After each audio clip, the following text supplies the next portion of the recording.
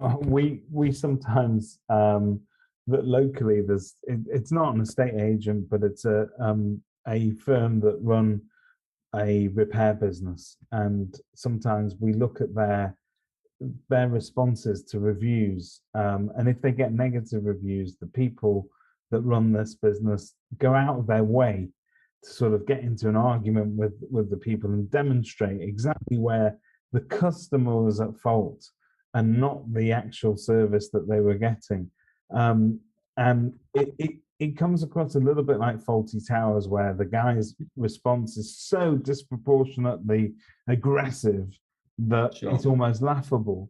But I think that would be very off-putting as a member of the public if I were to sort of rock up and look at these reviews. It's one thing having a negative review, but if you've got an argumentative tone about you, I'm not sure I'm going to want to do business with you. Yeah, no, I would agree with that. And part of the reply is just you don't, it doesn't serve any purpose to be argumentative. And I always say, like, sometimes I do some coaching with some agents and they show me a negative review and they're like really hyped up. I can't believe it. I'm going to write this and I'm going to write that. And I'm thinking, today, don't write anything because never reply when you're angry, right? It's just a good general rule. Calm down. Sometimes you have to sleep on it, even though it's good to reply quite quickly. Yeah. I've seen some agents absolutely furious, and I'm thinking, please don't write a reply, that state of mind, because you're not thinking straight. So, I said, read over our best practice guide again and read some of the replies that we've given you, and then go back and have a look at what you want to reply. But don't do it in the heat of the moment, because it's never going to work out well for you if you reply to that when you're quite angry. And there's no in the business of reputation management, and certainly in responding to reviews, the customer is always right at the end of the day. Whether or not you feel that their claim is valid, that's one thing, but yeah, you can't change the way that they feel. They feel aggrieved for whatever reason. We do, for better or for worse, live in a culture these days where we will try and I mean, some people call it cancel culture, but we'll try and leave a negative review. We'll go out of our way to leave a negative review if we feel that we've had bad service. I mean, you see this all the time on Twitter. Your train has to be delayed by all of 3 minutes before people start sort of sending in tweets to the railway. And the same goes for airlines. And I think that to a certain extent, the constant noise and feedback of the internet means that it's very hard for loads of companies to have fantastic reputations, and so you can really pick them apart, can't you? The companies that provide excellent customer service and really an excellent service all round. But I think one of the things that I noticed, certainly from going on, say, TripAdvisor, when you're looking at people's hotel reviews, I tend to, it doesn't matter what that review is, and most of the reviews in a half decent hotel are going to be fairly positive. There may be a few negatives here and there, but if I think that the reception staff answering that review are genuine and really lovely about it, then I actually form an opinion about that hotel before I've even visited it. Yeah, and most people are like that. That's with most products or services. You look at the review, but you also look at the replies, and sometimes you go straight to the negative reviews. So where can I go wrong using this product or this service? And we bought an outdoor furniture set, and there was a lot of negative reviews. Yeah. And I thought, I really want to buy that, and I was gutted. But then I started to read the reviews, and a lot of it was just the delivery wasn't on time. There was all these things that I could live with. It was actually quite minor things that were negative. The delivery driver was rude, or they just left it at my front door. But then you read the positives, and the quality of the furniture was fantastic. So I weighed that up, and I still went and bought it because I thought I can live with those things, because they're not as, even though the star rating wasn't great, the actual reviews themselves, relevant to what my expectations, I was pretty chilled out with that. So that was fine with me. I just wanted a good garden set. So that sort of, even though there were negative things there, that's still, I took the time to read it And then I realized, hang on. And to be fair, the company did reply to those reviews and apologize for certain things and blah, blah, blah. So they tried to make things right.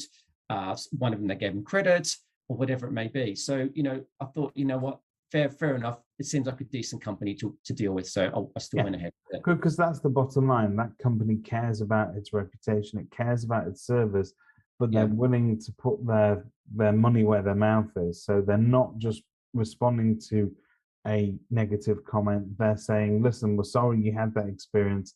Next time you come and visit us, here's 20% off or whatever it may be. It shows accountability for your own actions, doesn't it? Absolutely. I remember quite a while ago, I did my own mini survey with reviews, and I had a sample audience that I would use. And I gave them 3 examples of 3 fictitious businesses, estate agents. And one was, one had 5-star, it was a 5-star score, and they had about 4 reviews, and those reviews were not replied to. Then there was another one with, I think it was 3.9, the score, and they had about 50 reviews. And there was obviously a few negative reviews in there with all replies.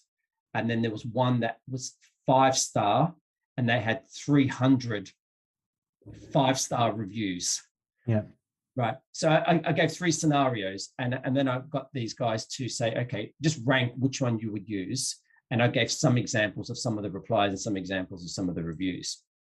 And, you automatically think the 5-star agency with 200 reviews would come up first. But like I said earlier, the people I spoke to didn't really believe that. They just thought that can't be, how can you have not one negative review? That they've done something to manipulate that score. That was their perception of that. The one that came up the highest was the one that scored the lowest, was 3.9, because there were negative reviews and they were really replied to extremely professionally. And most of those were not the agent's fault. It was just part of the process, such as the deposit not being returned and so on. And so it just goes to show you, it's good to, even with your reviews, it's good to have a mix. It's not having some negative reviews in there is not a total disaster like some agents think. It's actually quite positive because it does mix it up, and it just shows that you are real, and it shows that you think when things go wrong, this is how we deal with it, and we deal with it really professionally. And like I said, the replies is just a form of communication. Use it as a form of communication to communicate to future vendors, to future landlords. It's really important that you do that. And you should be responding, as you said, to all reviews, not just the negative ones. Yeah, but you should be consistent with it. Absolutely. Do you recommend that within an office structure where there are different members of staff there, that it's a dedicated person that deals with those reviews, i.e. the same voice every time? Because it can get a bit confusing if you're not all following the same tone of voice, I suppose. Yeah, good point there. The agents I think there's a bit of mixing and matching there. Most agents that I deal with, the replies are centralized. So somebody's being trained up to actually reply to reviews. I have other agents who, if it's directed to their listing or to them, the branch owner gives them the freedom to reply to those reviews. For consistency, it'd probably be better to get it centralized, but not in the sense of copying and pasting a reply, is actually understanding if it's a negative review, what actually happened here. Maybe in our weekly meeting, let's actually drill down and work out, these are some of the negative reviews we've got, guys. Why did that happen? Why did that happen? And why did that happen? Just so the person who's replying to that can actually reply more accurately.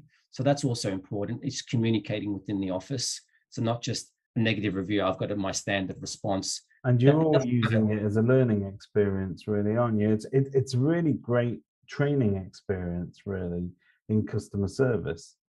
So feedback, yeah. So I always say, so I had one agent that's got a lot of negative scores. Their actually overall score on one of the platforms is 1, and they got a lot of 1-star reviews. And I was coaching this branch owner through, let's look at that. Why is that the case? He was like, oh, these people have got trolls on here and this and that. And I said, let's just read some of them. and we saw some themes that are coming through. And the word rude came through so many times in these reviews, and poor customer service, not replying to emails, not calling people back. And I'm thinking, let's just look at those. And before we question the review, let's look at what you do in your office. Look, what is your process? Who receives these emails? So there was a lot of emails not getting replied to. And that was because it was going into one inbox. Someone thought someone else was going to reply to it, and these processes were all over the place.